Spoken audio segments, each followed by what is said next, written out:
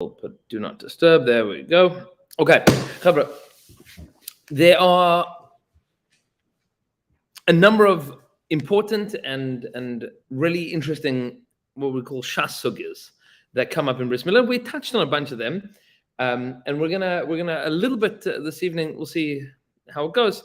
Survey like 3, 4, 5 major fundamental topics that come up in halacha in general through the prism of Bris Milah with regards to all the things that we have discussed up until now. We asked the fundamental question with regards to Bris Milah, which is what exactly is the nature of the mitzvah? Is the mitzvah to do the activity of a Bris Milah or to have a Bris Milah, right? And we've seen different sides to this. Certainly the obligation of not having a foreskin is the end result, the totzah, the result of it. And it's possible, as we've discussed in the Minchas Chinuch, to have the result without ever having done the mitzvah. Now, if you haven't achieved the result, then that child at some point in time needs to give themselves a bris milah, otherwise they are chayiv kares. But they could be not chayiv kares, meaning there's no punishment for that individual. They haven't lost out, but the father might well have lost out by not having given that bris milah beforehand. And then we discussed a number of interesting halachas with regards to who is allowed or who is not allowed to give a bris milah.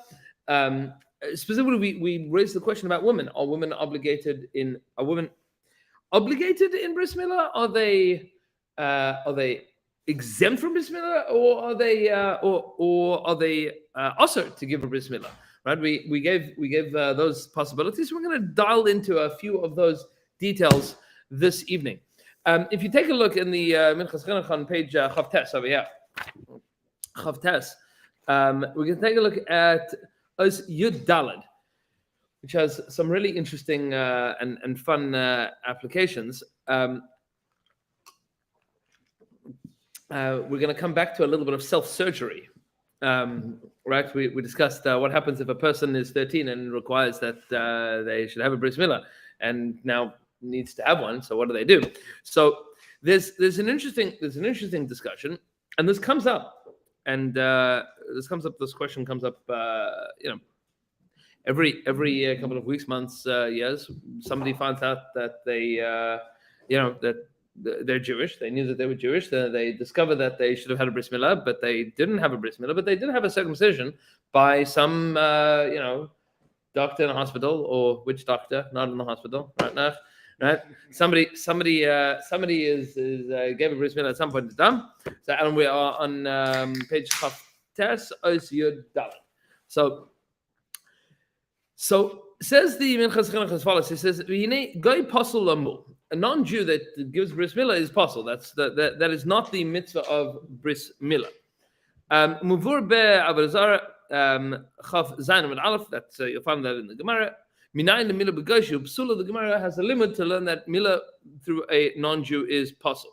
V'chein paska harambam perik beis mimilah halacha aleph, and that's how the Rambam writes and the Shulchan Aruch writes. That's the Shulchan Aruch Yerideh Siman Reish Samach Daled Sif Aleph. Those are the Rosh Tevis there, right? That's where you'll find that in Shulchan Aruch.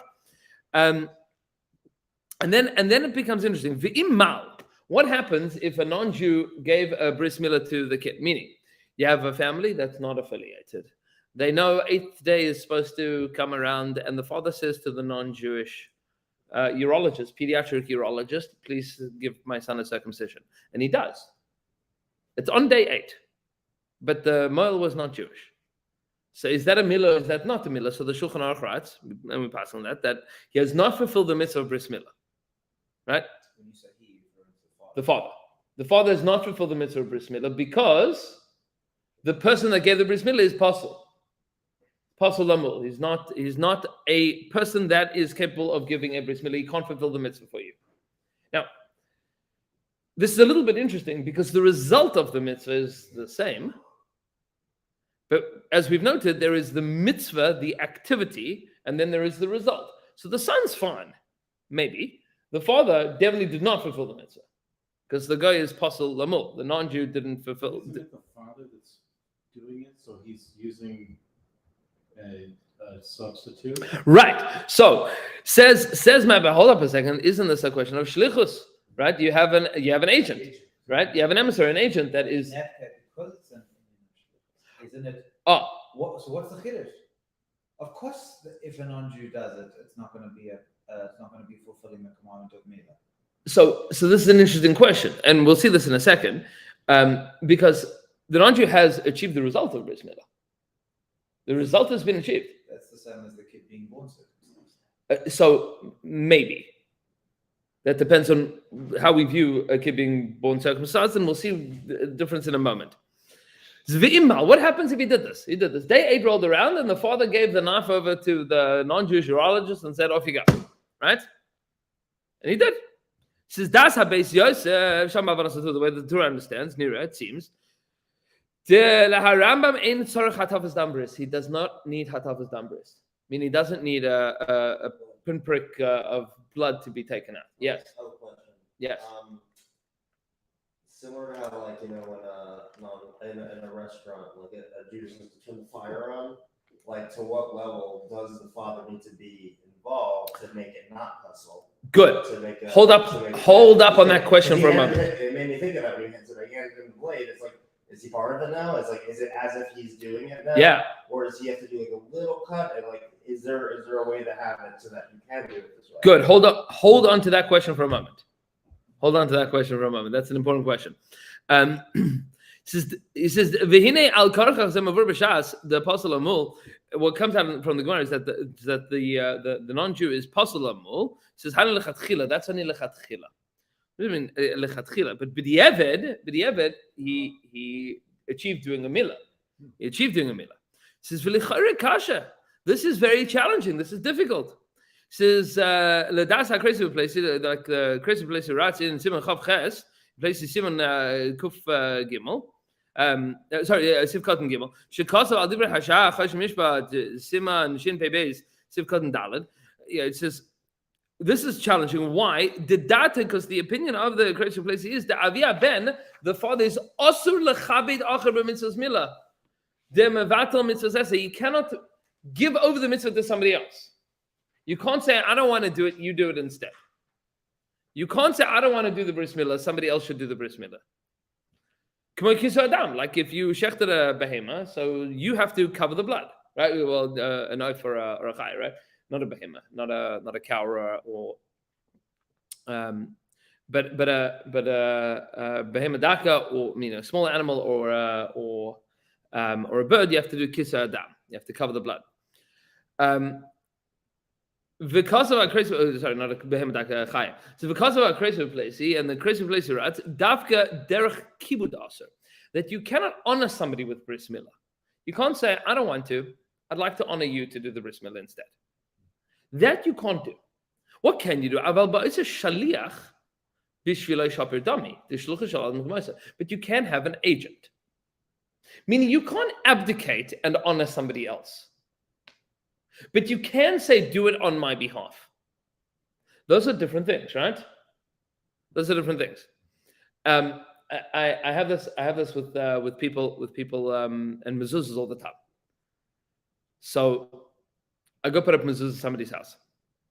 So the guy was saying to me, "Rabbi, please do me the honor of putting up the mezuzah." So I said, "No, I'm not going to do you the honor of putting up the mezuzah. I'll put up the mezuzah as your shaliach, because it's your mitzvah. It's your mitzvah. I don't want to take the mitzvah from you. It's your mitzvah. If you'd like me to be involved, fine. Make sure that it's done correctly, fine. But it's your mitzvah. I'll be your shliach. I'll be your agent, your emissary. I'm not. Now, it works either way. The question is, whose mitzvah is it? It's the Balabai's mitzvah. So the Balabai should do the mitzvah of putting up the mitzvahs. For whatever reason he can't, or he doesn't want to, he doesn't feel comfortable to, he doesn't know where to put them, or whatever the case is. So I'll be the shaliach. I won't be the rabbi being honored to do so, because then I'm doing the mitzvah and he's not. So a father that says, "I'm not going to do it, you do it instead," so that's not shlichus, that is kibud. You understand the difference? One is you abdicating, and the other is you appointing somebody to be a shlich. Says He says, "Va'insham Rais Dvarav," and he gives a lot of proofs for that. He says, "Lefi zeh tzarchim." He says, "Now I have a question. Lama tzarch limud de goy pasalam?" That's Alan's question. Why does the Gemara need to teach me that a non-Jew can't do a bris milah? Why does the Gemara have to have a limud for this? They're saying they can't be a shliach. Right. It says, "Ha belav hachi ein shlichus l'goy." You can't have a non-Jew be a shliach. It doesn't work for anything ever. Non-Jew is not a shliach for any mitzvah. Right? There's no shlichus l'goy. Says Mahai time apostle and obviously you can't give a bris milah. Says even if the father does not know how to do the cut.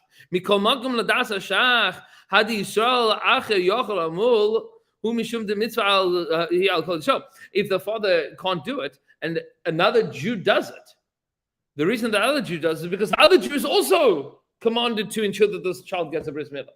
In the absence of the father, when the father is absent or unwilling or incapacitated, whatever the case is, so another Jew is now obligated to give a child this milah, right? But the non-Jew is not chayiv in that. Non-Jew is not obligated to give a bris milah to this kid. He's not involved. It's not a mitzvah for him at all.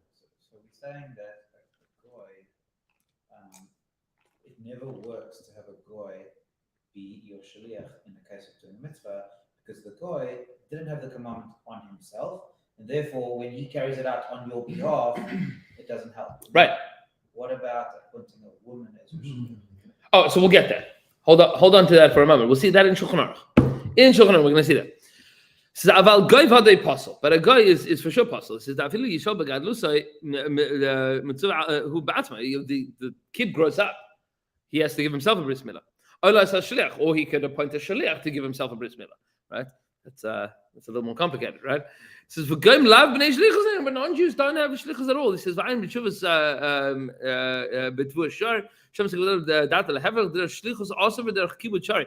says the Tvua Shar therefore has a whole arichas that shlichus is also. You can only be mechabed, and he proves it from this Gemara. This is an open question, but this is where things get really levitic, right? Because we just said that a non-Jew is possible to give a bris milah. Non-Jew is possible to give a bris milah, and the Gemara learns out that a non-Jew is possible to give a bris milah, and then we have a question. Well, shouldn't they be exempt from that in general from ein shlichus l'goy? But here's the fascinating question: is a non-Jew that wants to become Jewish, can he give himself a bris milah? No. Why not? He doesn't know how to. I mean, same. You have a non-Jewish urologist that wants to become a Jew. Interesting. Can he give himself a bris milah?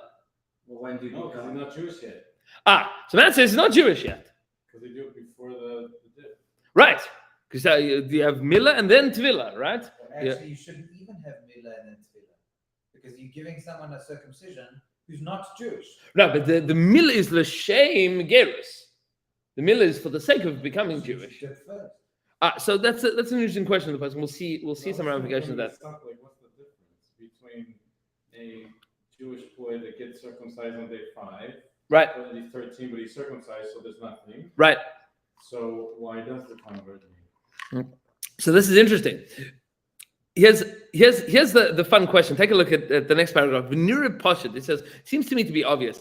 The ger shebal is guy ein rosh halamul ba'atzmai. That a non-Jew that wants to convert to Judaism cannot do the bris milah himself. He says ki akasi goyhu, because he's still a non-Jew. Calls man shalei tovel until he goes to dip, right? Until the mikveh. He says, Solve it by going to the mikveh first. So hold on. There is an opinion here or there that first you go to the mikveh and then you get a bris milah. There's no potential likelihood. It's also true, right? What if they had a witch doctor? A witch doctor, correct. Circumcision before they converted. Exactly. Is that what do they have to do in that situation? They need to draw blood? Yes. Okay. Is v'achakach milah is v'achakach milah. This is not mehana beger. So then it would make sense that a non-Jew could. It says aval toval mikoydem efshar derash alamu ba'asma. But if he did dip first, maybe he could give a bris milah for himself. It says ay im avarumal. Now this is an interesting question. What happens if he's very excited about becoming Jewish? He decides, I'm just going to give myself a circumcision. It's the same situation as the father asking the urologist to give the bris on the 6th day. Right. He jumped the gun. The commandment hasn't. It's He not hasn't done the held. mitzvah. Right. The And then you commandment's have to not do held what? yet. It hasn't happened. So hold up a second. It says Ein tzarich la'atavas dam bris. He would not need hatavas dam bris. Why? Ashu adain guy, even though he's still a non-Jew, mikol Because by the time he makam. becomes Jewish, the act is done. It's So- like someone who's born circumcised. So he says mikol makam milasai v'gerusai bayin ke'echad. His milah and his conversion are happening simultaneously. Meaning the milah is part of the process of becoming Jewish. This is part of the process. By the time he's doing the bris milah, meaning by the time he has cut off the foreskin, he has already become halfway Jewish, right? He's on the road.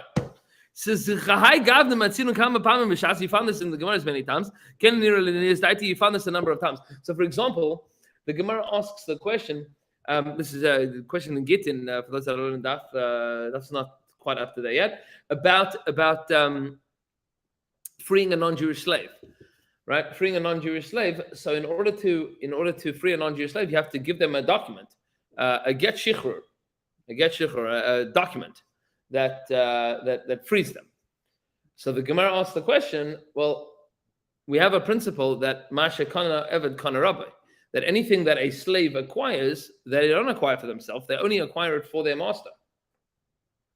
So the master will hand him a piece of paper and now it belongs to the master. How do you... Right. So the Gemara answers, no, Gite v'yodoi ba'in ke'echad, meaning as he takes the document, he acquires his hand along with it, meaning he acquires his own capacity to own things simultaneously. So he says the same thing is true when it comes to the non-Jew giving the bris milah. He says, if you have a non-Jew that circumcises himself, he says he would then have to make the bracha not before bris milah but after. Right? Because before he's not Jewish, but after he is, the same as you do by Tevilah, right? And the same, you get in the mikveh, you can't make a bracha beforehand because you're not Jewish yet. But when you get out of the mikveh, you can make the bracha. So now you're Jewish. It says, beforehand, you're not. So this is the reason that our minhag today is that you don't wash, most people, that you don't make a bracha al netilas yadayim before you wash. Why? Because your hands are still dirty. You don't want to make a bracha with dirty hands. Why would anybody do that? What? Because the normal format is that you make a bracha Before you do a mitzvah. not after. You always make brachas before. Before you shake the lulav, you make the You bracha. don't Before you drink put the on wine and tzitzit. then say "B'rei B'rei I Agam." guess that's true. I've only known it one way. Right. Yeah. So it happens to be, I think we've done this before, that some of the person, Rosh actually passes like this, makes a bracha unless his hands are dirty. He makes a bracha al netilas yadayim and then washes. Right? It makes more sense. I mean, when you see that, it's like, what just happened? But right, my whole life, what did I do? What am I doing here? Lied to me. Right? I mean, that's true anyway. But right, that's so. How do we fulfill the mitzvah of netilas yadayim before doing the mitzvah? So we wash and then we make the bracha before we dry, because drying is part of the washing process. So we make the bracha in the middle of the mitzvah. And this is an important afkamina. You also look at it as like completing. So look at it as one, like the drying completes the washing. So you're It's 100. like even Yeah. counting the omer. You can't make the bracha after you dry your hands. So you can maybe, meaning within like 4 seconds, you probably could. Meaning within Tarkei Dibur, probably. That's a question. But It's not lechatchila. it's certainly not lechatchila. But so you wash and then you make the bracha and then you dry. Now, I'll tell you what comes out halacha l'maaseh, and everybody gets this wrong. Is everybody knows after you've made the bracha you can't talk, right? You make the bracha you can't talk. After you dry your hands, you can't talk. So no, after you wash your hands you can't talk, because then you are still in the middle of the mitzvah. If you start talking, people will be chatting while drying their hands and then make the bracha afterwards. That's completely incorrect. That's a bracha levatala. You finished the mitzvah, you made a hefsek, and now you're making a bracha? That's like, I finished my drink, I had a conversation, and then I said shakel. Doesn't make any sense. People get this wrong all the time. You wash, make a bracha, then dry your hands. But from the moment that you wash, you shouldn't be talking because you're still in the middle of the mitzvah. Wait, so then after you dry your hands, you talk? No, Completely. If you're sorry, you can. no. Once you dried your hands, now you don't talk so that you don't have a hesach hadas from your hands being clean. It's hard to talk after washing. There are I mean, about the mitzvah, mitzvah. about bring the bread, bring the salt, bring the knife. That you can do. What's the score? You can't do. I don't know. I mean, the Shulchan Aruch says not to. So Okay. he was Fardi, right? Definitely was. That's So it says interesting. It says Lefiza im ger malas atzma yitzar levarich birkas milah achar milah. Keger the mavarich achar tefillah. Right? If a non-Jew would to give himself a bris milah, he should make the bracha afterwards. It says the Yeshavim the bottom line da'al kol tefillas mavarich achar v'loy kodim la'asiyah. So mishum tefillas ger the eni yachal levarich kodim atefillah da'adain hugay. This interestingly answers the question, because this is an interesting fact, is that we have instances in the Torah of people giving themselves a bris milah in order to convert. Famously, Avraham. In which portion? So in Parshas Lech Lecha. But the milah for him though was for him to do it. Right. So you could argue that maybe that was before the Torah was given, but the Medrash says that there was somebody else that converted to Jerusalem and gave themselves a bris milah. Yisra. Oh, Right? really? Yisra converted. Right? Why did he do? Well, he had a lot of agents potentially. Right. He wanted to do the mitzvah. He gave himself a bris milah. So, He's a real gangster. it's very gangster. It's very gangster. That's very gangster. That's it's Labor Day. But what comes out from this is interesting that Mikra Din would seem that a non-Jew shouldn't be, but if they're doing it in the process of becoming of giving themselves a bris milah in order to convert, so maybe you can make the argument that okay, good, they are converting and giving bris milah simultaneously. Both of those things are happening simultaneously. Now, with regards to whether or not you can appoint a shliach, that your wife to be the mohelet. So this is a din in Shulchan Aruch. The Shulchan Aruch asks this question because what we've pointed out. It depends on what you say. The reason shlichus works or doesn't work. If you say that shlichus doesn't work by a goy because they didn't have the commandment on themselves, then appointing a woman wouldn't work by the same token because the woman also doesn't have the obligation on themselves. Okay, so take a look at Os Yud Ches. Os Yud Ches, where the Minchas Chinuch writes as follows. It says, Le'el Kasav B'Shem HaKreis V'Plei, the Osel Av L'Chabed La'acher. We've seen that a father cannot honor somebody else with the mitzvah bris milah. He can appoint a shliach. No, so he quoted from the Tvur Shah that he says differently, but he's going with the Kreis V'Plei.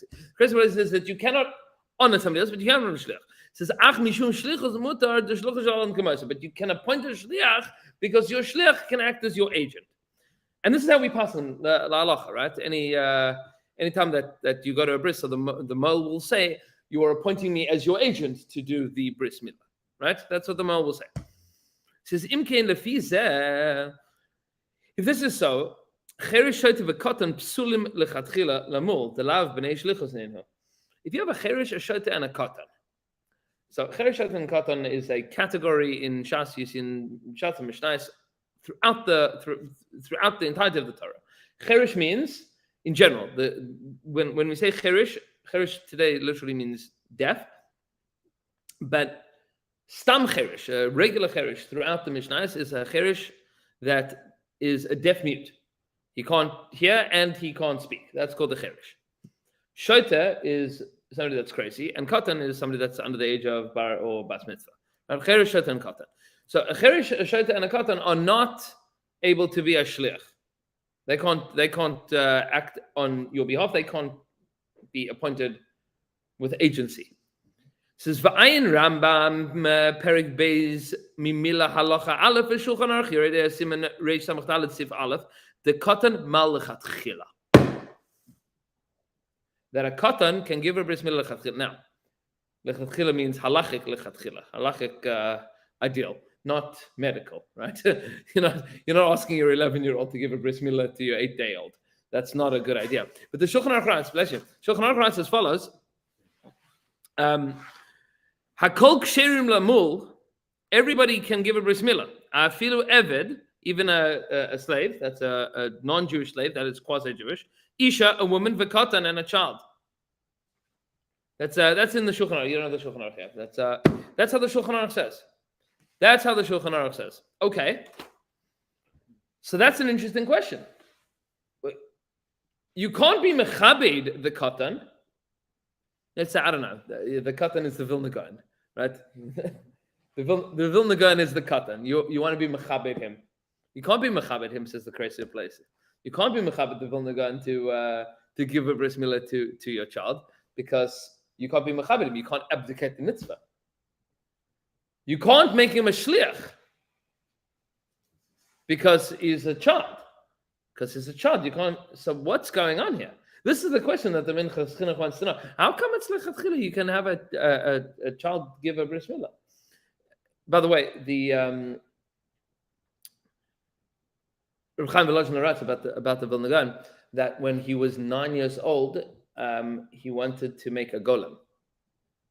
Wanted to make a AI. I don't know. I don't know. Right? He wanted to make a golem. Right? A golem meaning he wanted. An object that can. Meaning Frankenstein. Yeah, Frankenstein. A golem. He wanted to make a golem using Kabbalah, and Min HaShamayim they told him that it's not derech eretz to make a golem if you're less than bar mitzvah. That's once you turn 14, all bets are over. right. It's not derech eretz. It's not derech eretz to use Hashem's names to create a golem under the age of bar mitzvah. Did he want to because he could? Yeah, I don't know. I don't think he ever did. But no. So the so you want to be mechabed the Vilna Gaon. You can't be mechabed him. You want him to be a shliach. He can't be a shliach. So what's the Shulchan Aruch saying that you can have a katan giving a bris milah lechatchila? So he says like this. It says v'ayin ram. It says v'tzorich lehis yosher b'davar. He says we have to figure out what's going on here. He says v'ayin avodah zarah. Take a look at the Gemara and avodah zarah and Tosfos. Hikshu lama goy kosher lamu. Right, meaning the Gemara wants to know was a non-Jew allowed to give a bris milah to Rabbi Yehuda the bai milah lishma umachsher b'goy, because Rabbi Yehuda is of the opinion that a guy can give a bris milah. I mean, we don't pass it like Rabbi Yehuda, but Rabbi Yehuda does hold like that. So v'ha guy the adat denafshe ka'ovet, because a guy. This is Alan. This is answering your question. So you want to know, why is a guy possible to give a bris milah? The result is the same. Why is a guy possible to give a bris milah? So it seems to be the Tosfos answers. The end doesn't justify the means. It says the guy adapted the nafshei of it, because the guy is giving a circumcision. He's not giving a bris milah. Why is he cutting this foreskin? Because he's paid. Right? He's paid. He's not doing it for the mitzvah. He's not doing it for the mitzvah. Yeah, but it still goes back to, and why is he not doing it for the mitzvah? Because he doesn't understand, he doesn't grasp what the mitzvah is. Good. So why can a katan? Because he's Jewish. So He can grasp. can he? He has an neshama. He has a neshama, so He can grasp. So this is interesting. So v'tirtzu the milah stama lishma kai. That milah is lishma. Now this is interesting. We have a principle in general of there's a big shaila in general, what a katan can and cannot do. We have a principle that certain things like shchita, you can have a katan being a sheichet if he is, this is the Gemara is in the touch at the beginning of Masechet Chulin, if he has a gadol omed al gabav. If he has a grown-up standing behind him, right, making sure that he does it correctly, Yep. So you have a gadol that's omed al gabav. You can have a katan that does tvila, that he tovels it. He tovels something in a mikveh. Yeah, you send. Now this is important. People get this wrong. One of my students told me that she grew up in Miami Beach, and her mom, whenever she would buy something, she would say to her as a kid, like 8-year-old, 9-year-old kid, just run down to the beach and tovel it. Now you can tovel things in the ocean. That's fine, right? You can tovel things in the ocean. How do you know that the ocean is a kosher mikveh? Because there's living things in it. It's a natural body of water. Huge natural body of water. Not every natural body of water is a kosher mikveh. Some lakes are, some lakes are not. What makes a lake not a kosher mikveh? If it has zochlin, if it has running water. What does that mean? Like a waterfall? Yeah, meaning if the water is moving. Okay, but the ocean moves. So Yeah. So that's a problem. So the ocean is an exception Yes. Why? because it's the largest body of I feel water. like it's got something to do with Yonah. No, What is it? because Hashem calls it a mikveh. Well, a mikveh hamayim kara yamim. Hashem says it's a mikveh, meaning it's an exception to the halachas of mikveh. Why wouldn't we just learn from that anything that has something similar to an ocean is a mikveh? It's a good question. We don't. Classic. It's meaning the ocean is an exception, but This is where we yes. stop using logic. No, I mean there's a lot of reasons for that, but we're not doing hilchos mikvahs now. Okay. It's kedai to know that the ocean is a mikvah and regular lakes and streams are arguably not. Depends where and what. There's a lot of details there. How about the fact that the katan is, unlike the non-Jew, at some point is going to have the responsibility. That's true, but Katan is going to. At Yeah, this but- present moment, they don't have the obligation. yeah, that's what true. we're- That's true about katan. What about a cherish, deaf mute? They're never gonna not be a deaf mute. But you said they can't do it, right? So we'll get there. The Meaning woman can. the Shulchan Aruch says a woman can. We're gonna So get if to those there's details in a if there's second. woman urologist that's a Jew. I can hire her. She to- is kosher lamul. Even if she's a cutter, Yes, but not if she's deaf mute. maybe we'll get there. Hold on 1 second. So he says, so it's worth understanding here that when you send an 8-year-old to go dip something in the mikveh, there's that doesn't work. They need supervision. They need a gadol omed al gabav. Now, part of the question here is whether or not, and this is what we're not going to see all of this inside now, but there's an open question in Shas whether mitzvah shrichas kavana, mitzvah ein shrichas kavana. Do you need to have intention in order to fulfill a mitzvah or not? Right? And then there's a question about whether or not a katan can have lishma. Can they do something for the sake of doing the mitzvah? Because one thing that we know with certainty is that a katan doesn't have das. They don't have the capacity to have adult rational thoughts, which is why a katan that buys and sells things, their sale is not a sale on the level of deraisa. Right? It's a sale on a level of derabbanan. Will treat their objects that they sold as sold and that they bought as bought. Meaning that's a general principle. But a katan doesn't have the capacity to sell or buy because they don't have das. Can they create lishma? So one thing that's for certain is that if they have a gadol that's omed al gabav, that gadol can create lishma. The gadol can create the lishma, and the katan can do the action. So you can buddy up, right? The action can be done by the katan, and the gadol can create lishma. Good. So then, why can't a guy do that?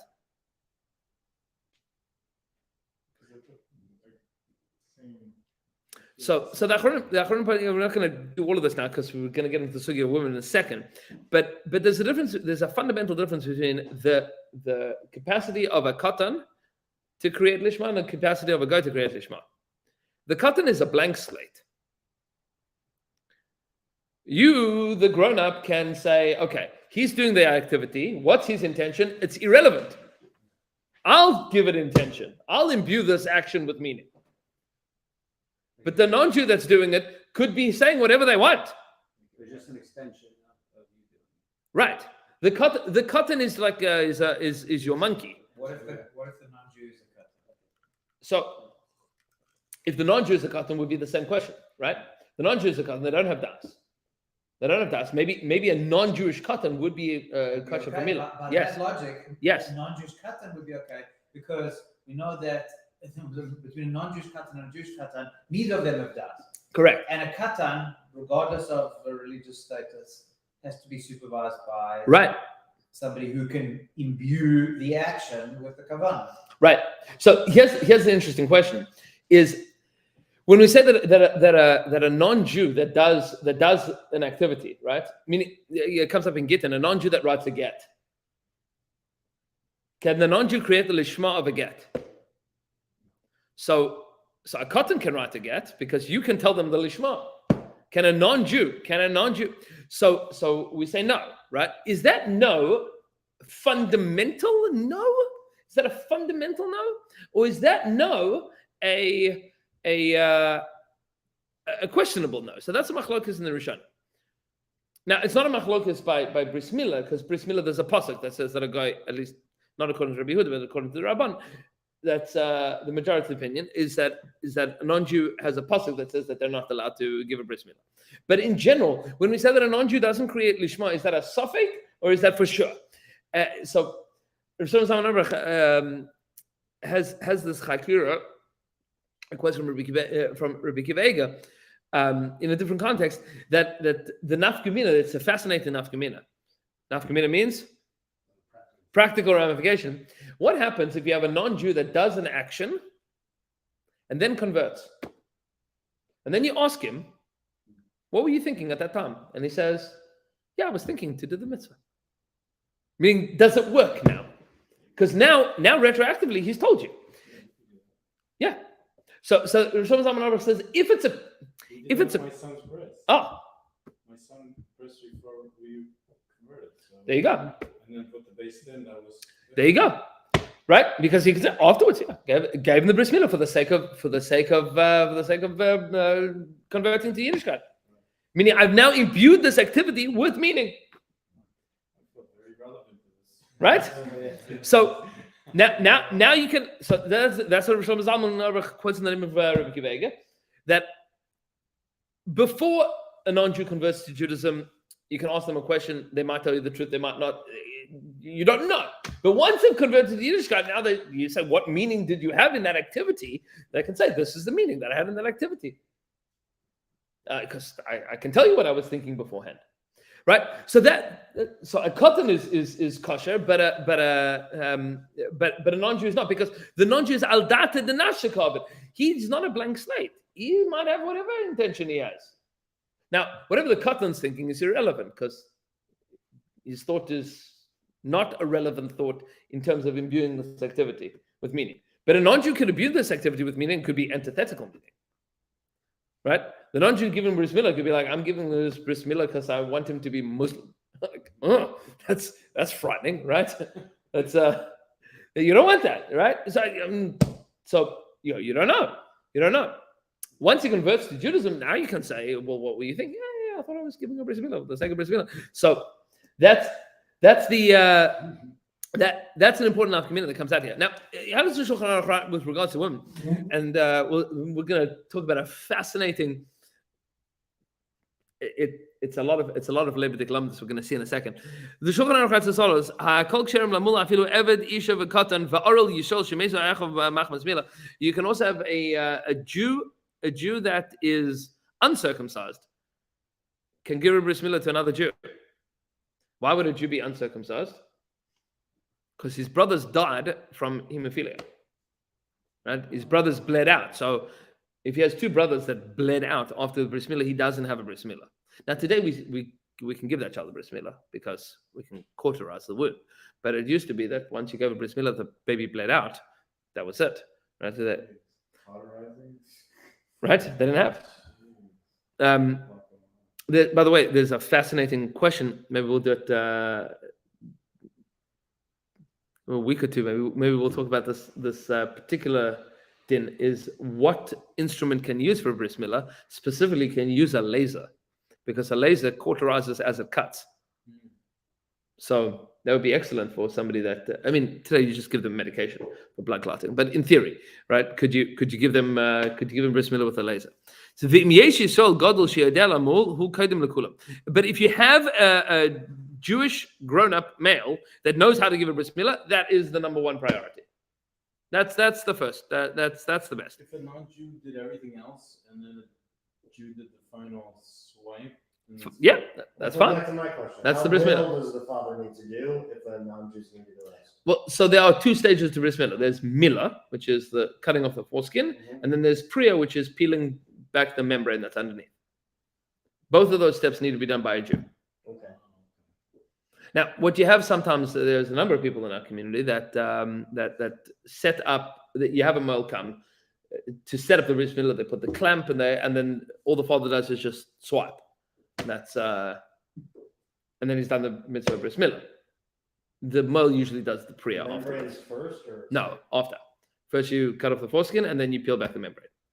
Two separate. I don't even know what that means. Yes. Why do you say two? Oh, Why do you yeah, say yeah, two? yeah. So what? Why do you say two? Because mal v'lo parok ilo mal. The mitzvah is completed once you've done both activities. Right? There are two parts to this mitzvah. If you didn't do both, you haven't done the mitzvah. But there are two separate parts. This is the same, by the way, as like arba minim. Right? La halacha, we pass on lulav en tzarich eged. You don't have to pick up all of the arba minim at the same time. You can pick up the lulav, put it down. Pick up the hadas, put it down. It's a good trivia question. I think I asked this once in shul. This is a question the Mishnah Berurah asks. When would you ever make a bracha? Asher kedushan misasav tzivanu al netilas esrog. When you just pick up it, when you do it separately. So, if Maybe your lulav's not kosher. no, but if your lulav's not kosher, then you wouldn't make the bracha. Because if you haven't done all four, there's no bracha. Because you haven't done the mitzvah. So you would find out about that. So the Mishnah Berurah says, I'll tell you when you'd make that bracha, is you don't have an esrog. What you do have is a lulav, a hadas, and a rava. So you want to do something partial, a hashanas, right? So you're saying you say I'll understand lulav. No, you can't say al netilas lulav because you don't have arba minim. So you pick up your bundle of lulav, And you walk around. hadas, arava, and you're walking around the bima, right? You're walking around. You haven't made a bracha. You haven't done the mitzvah yet. There's no mitzvah. You're doing a partial zeicher mitzvah, right? Now you don't have to pick up all four at the same time. You're picking up three. As you get back to your seat, you put down the lulav. Somebody runs up to you and says, "I have an esrog." Now you make a bracha, and you can shake the esrog because you've shaken the lulav, hadas, and arava already. But now you'd make the bracha. The same would be true. You can make al nitilas hadas. Meaning, because that's now the activity that you can't say al nitilas lulav because you've picked up the lulav, you put it down already, right?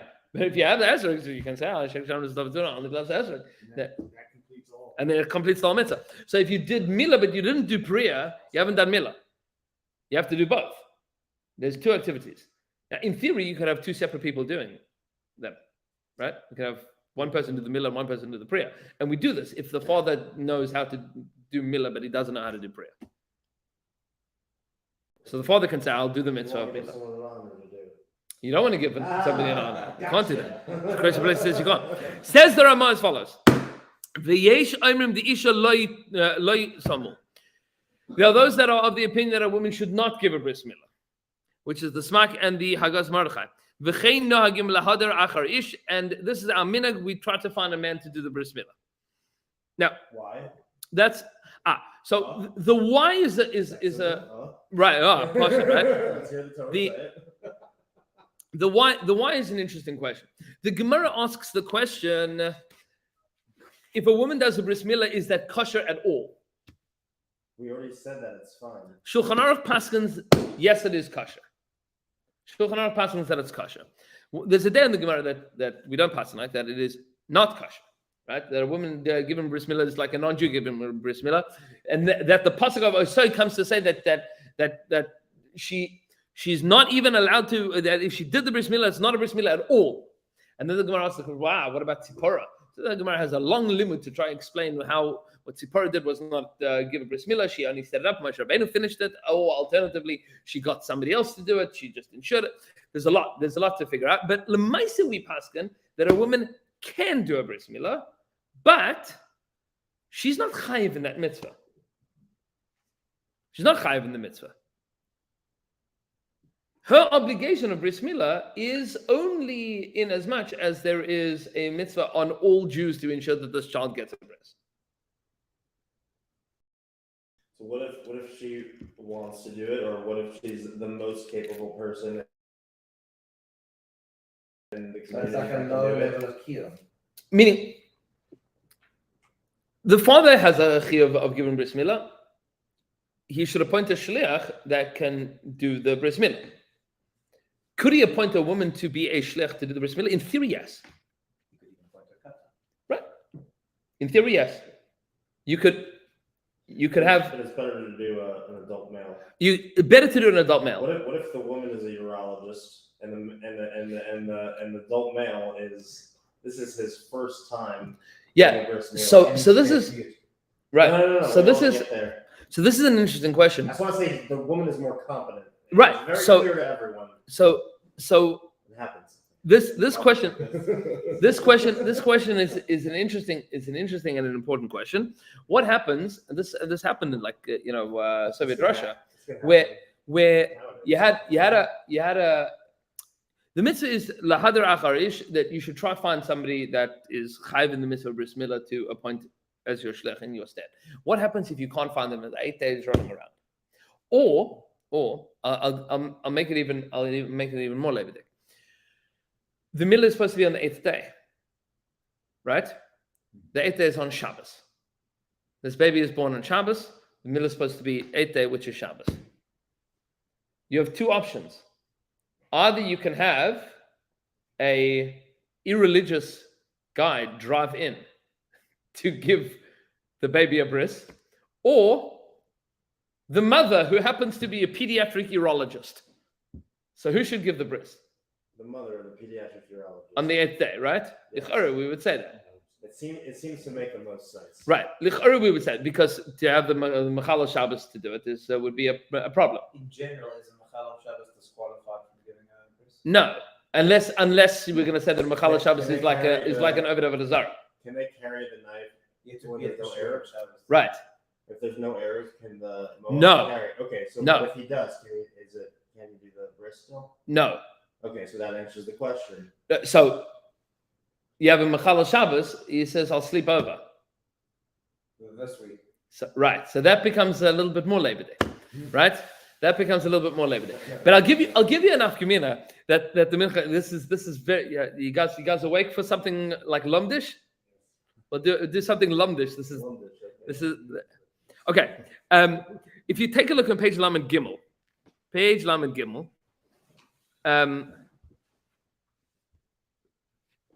Yud Tes.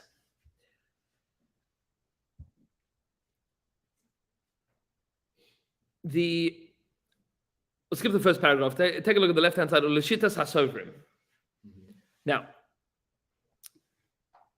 in general, we have a principle that women are exempt from mitzvahs asher shazman grama.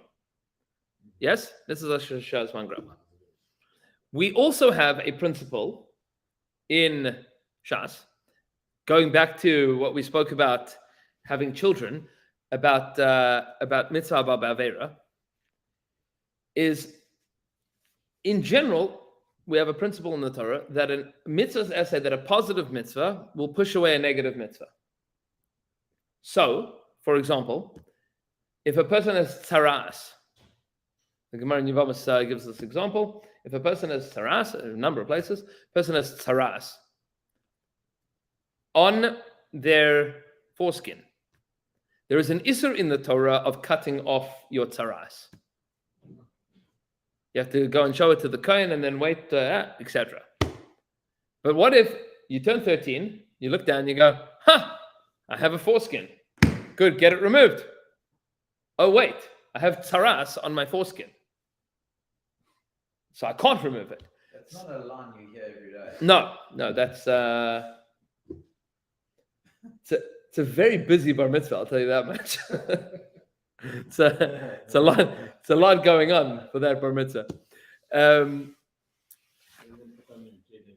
Correct, but Sorry, I can't make a tzaras on the foreskin. Correct. This is a great excuse, actually.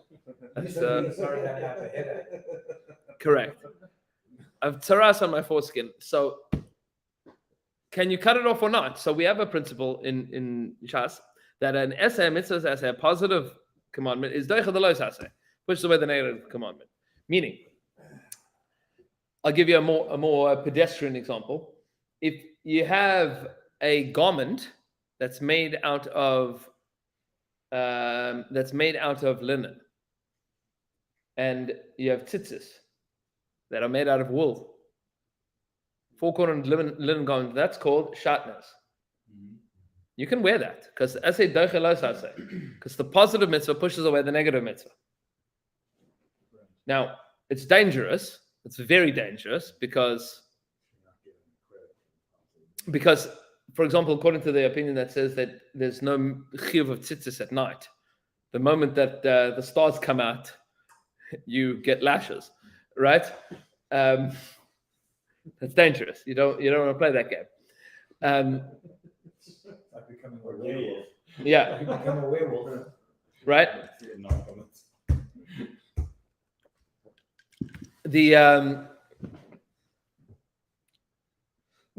For example, I'll tell you a fun story. One of Rabbi Twersky, grandson of Rabbi Soloveitchik, Rabbi Meir Twersky is one of the Rosh Yeshiva in YU. So one of his sons was in camp. This was probably 20, 30 years ago, whatever it was, when his sons were in camp. And like they do in frum camps, the camp counselor does tzitzis checks. They don't do it anymore because now you go to jail for those kinds of things, right? He would do tzitzis checks. Tzitzis, where's the tzitzis? So comes around Shabbos, and 9-year-old kid, the camp counselor is doing tzitzis checks, and young Mr. Twersky is not wearing tzitzis. So the camp counselor yells at him. He says, "You're not wearing tzitzis." He says, "Not wearing tzitzis." He says, "Of course I'm not wearing tzitzis. It's Shabbos." He's like, "What do you mean it's Shabbos? You're not wearing tzitzis?" He says, "I can't carry." He goes, "What do you mean? You're wearing it. You're wearing it." No. He says, "No." He says, "You're wearing the tzitzis." He says, "Yeah, but that's only if it's tzitzis." But according to the shit of the Bala Ma'or, if you don't have tcheles, you don't have tzitzis. In which case, there's no purpose in me having anything on these on my strings, and in that case, I'd be the tzitzis are irrelevant, and I am therefore just carrying on Shabbos outside of an Erev. The camp counselor Yeah. probably gave up. Camp counselor at that point in time was like, "Fine, but no chance." No. That's fine, but don't tell anybody else. Right. No, I mean there are those that it's a lot of brischa chumras to put into that to make that a thing. But that's only if the tcheles that we wear is real tcheles. That's also a suffix. There's always doubt. Right? We don't know. We don't know if it's real tcheles. That's fine. Okay. So and nothing else. Right. So here's the question. Ulashitas hasayvrim, according to the opinion that hold. The Al Mitzvah says that the Yom Tov Ein Noshim Muzaris. There is an opinion in Shas that women are not obligated in the positive mitzvahs of Yom Tov. Meaning women are not allowed to violate the mitzvahs of Yom Tov, but they are not obligated in the positive mitzvahs. Shabbos, women are obligated in the positive and negative mitzvahs. But they can like candles. Yes, but that's a din midrabanan. But midda oraisa, women, there's a shita that women are not obligated in the positive mitzvahs of Yom Tov. What are the positive mitzvahs of Yom Tov? Kiddush on Yom Tov. Kiddush on Shabbos, women are obligated. Like Kiddush or the lulav. Well, lulav is a separate mitzvah, but halal, for example. Halal is a mitzvah of Yom Tov. Or the mitzvah of simcha on Yom Tov. A woman obligated in the mitzvah of simcha of Yom Tov. What? We don't make a bracha on mitzvah simcha in general. That's a separate question. It's a good question. Not for now. He says like this: the asay deicheloi sasei, af de halav olim sheyesh imay asay. It says the asay deicheloi sasei. It's arguably it's the same reason that you, at least according to the Tshuvas Harash, that you don't make a bracha on the mitzvah of Sipur Yitzias Mitzrayim. Because there's no activity. There's things that you do, but the result, which is the mitzvah, is not an activity. It's an emotion. This is not for now. But yeah. It says, I mean, it's in general, an essay is even if the negative commandment is a big deal, but unless it's a yeshimai aseh, meaning a positive mitzvah pushes away a negative mitzvah, unless the negative mitzvah also has a positive mitzvah mixed in with it. If it's a positive mitzvah and a negative mitzvah.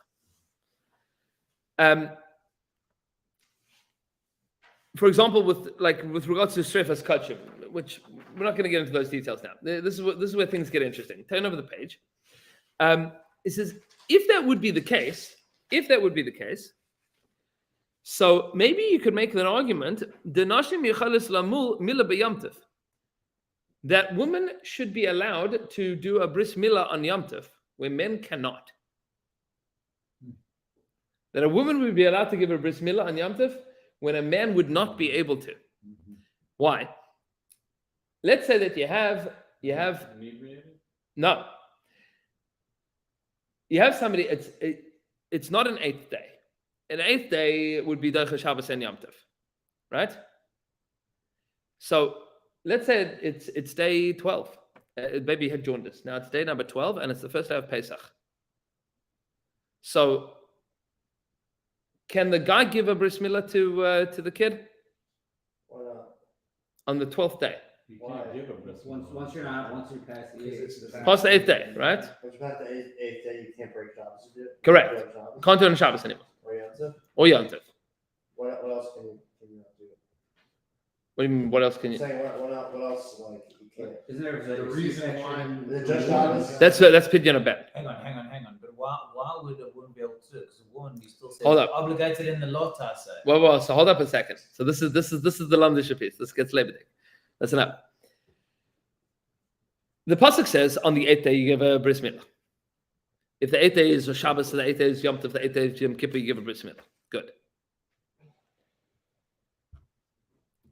Comes around Shabbos. It's day number 12. The baby is ready for a bris milah. Can we give the baby a bris milah? No, why not? It's past the 8th day, right? And doing so would be a violation of Shabbos, right? Be a violation of the biblical prohibition of Shabbos, right? If the 8th day is the first day of Pesach, can you give a bris to the baby on the first day of Pesach? Yes. What if the 12th day of the baby's life is the first day of Pesach? No, why not? Because you can't. You can't what? Can't break Yom Tov. Can't break Yom Tov, right? There's a mitzvah to give the baby bris. When is the mitzvah? Or ASAP, right? Is there an obligation to give a bris to this baby on this day of Yom Tov? In this case, no. No, of course there is. Yes. What? This is ASAP, right? Okay. You need to give a bris milah now, but you can't, Yesterday. right? But you can't. Why can't you? No, the baby's out of the incubator. You're not allowed to, because you're not allowed to break Yom Tov. You're not allowed to break Yom Tov. You're not allowed to break Yom Tov. But we said positive mitzvah is a negative mitzvah. Positive mitzvah is not a negative mitzvah. So why don't you give the bris milah? Because this is not a regular negative mitzvah. It's a negative mitzvah and a positive mitzvah. Yom Tov is both a negative mitzvah. You're not allowed to do malacha. And it is a positive mitzvah. You have to observe Yom Tov. So this is not a regular positive versus negative. This is positive versus positive and negative. So you can't give a bris milah to a baby on Shabbos. So what's the positive and the negative about Yom Tov? There's an Isra malacha, and there's also all of the positive mitzvahs on there.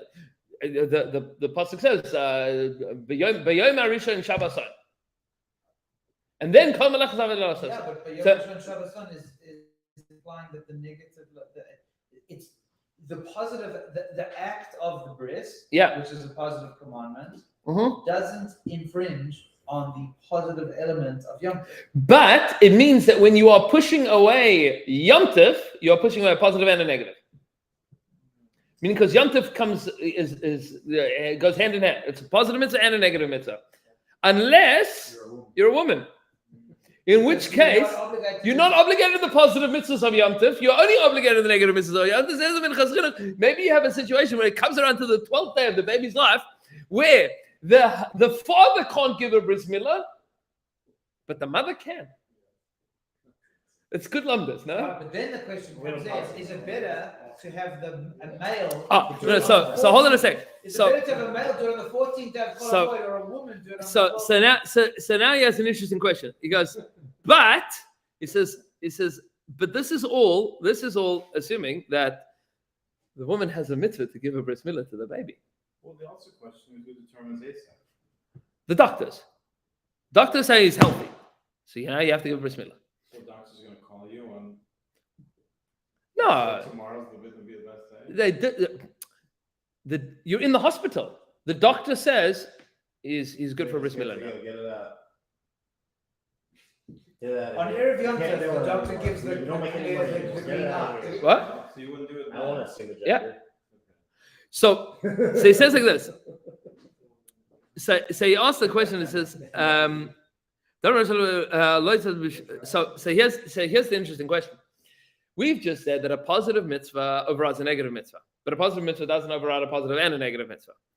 And maybe you'd be in a situation where the husband is obligated to the positive mitzvah of bris milah, and the. Why does it ever work for a woman to be a shliach, to do the milah? What do you mean? A woman never has that positive obligation. So Alan's saying, but hold on a second. An essay is the derech halos essay. She doesn't have a mitzvah essay. She doesn't have a mitzvah at all. Right. She doesn't have a mitzvah at all. There's the father. He has a mitzvah. No, she has a mitzvah the same level of community if the father. If the father abdicates, father isn't abdicated. He says, "I want to do it. I just can't." It's the 12th day. Right? If the father's mitzvah's gone. No. The father's mitzvah is still there, at least until bar mitzvah, maybe even subsequently. He hasn't abdicated. He says, "I want to give my child a bris milah." Right on day 8, if he's not there, so somebody else has to do it. But now we're at day 12, and it's Yom Tov, and he's saying, "I want to give my son a bris milah." I just can't because the Torah says I'm not allowed to.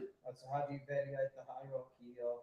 So he says like this. He says, so this is where it gets. He says, the Adam Rosh al Lois Hasei Bishvil Esei Shel Chaver. The Tosefes Yom Kippur, Sefer Tosefes Yom Kippur says that. He asked an interesting question. He says, "Can I violate a negative mitzvah in order to do a positive mitzvah for you? I don't need to do it, but you do.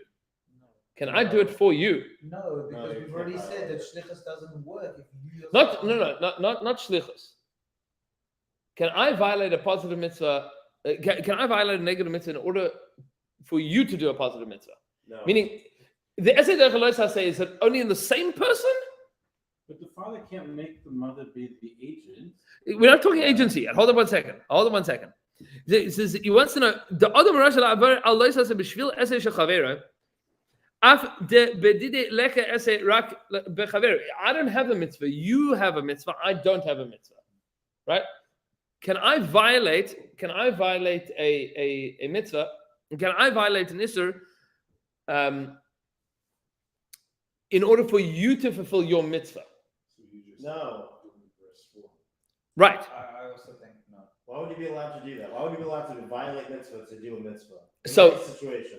So he says, "Im kain achanami im hu gadol v'yesh esed milah esloi." If he would be a grown up and he has a mitzvah to give himself a bris milah, he says, "Rishos ha'isha lamula b'yom tov." He says, "I'll give you a fascinating nafkamina to this. Let's say the child turned 13, right? He turns 13, and then he goes to Chabad house for a 3-day Yom Tov, and he learns that he needed to get a bris milah. He wants to get a bris milah right now. It was Shabbos, and then it's Yom Tov, and I want to get a bris milah right now. I can't give myself a bris milah right now because I have the mitzvah of essay and los essay. But my mother happens to be a pediatric urologist. She can give me a bris milah. She can give me a bris milah on the second, the moment that I've now learned this din. She can't because she doesn't have an obligation on herself to Right. How can she- Right. So he. He's not getting that mitzvah. But Right. He So. wants the mitzvah. Right. It says the essay derech halos essay shela. Meaning, can my positive mitzvah push away her negative mitzvah? So it says, if this would be so, it says, if this is true, then you could have a situation that a woman could give a bris milah to a man on Yom Tov, where he couldn't. He says, because with doing malacha, she would be violating a lav. Because she doesn't have the mitzvah of observing Yom Tov, only the mitzvah of not violating Yom Tov. So and his positive mitzvah will push away her negative mitzvah. It says, but there's definitely a lot of work. He says, he says there's a lot of footwork to work out if like all of these things tie up to be true. So there's a lot of assumptions that we would make in order to make this work out. But lemaisa, the reason that I wanted to do this is obviously not halacha lemaisa, but there's a lot of important concepts that come out of this. Firstly, the question of whether my positive mitzvah could push away your negative mitzvah. The question of a positive mitzvah pushing away a negative and a positive mitzvah. The shita that women are arguably not obligated in the positive mitzvahs of Yom Tov, and also that women that gave a bris milah, the bris milah is 100% glad kosher. But that ideally we still look for somebody that is chayiv in the mitzvah of bris milah in order to perform the bris milah. All of these things are sugyas that came out this evening. We will go weiter next week.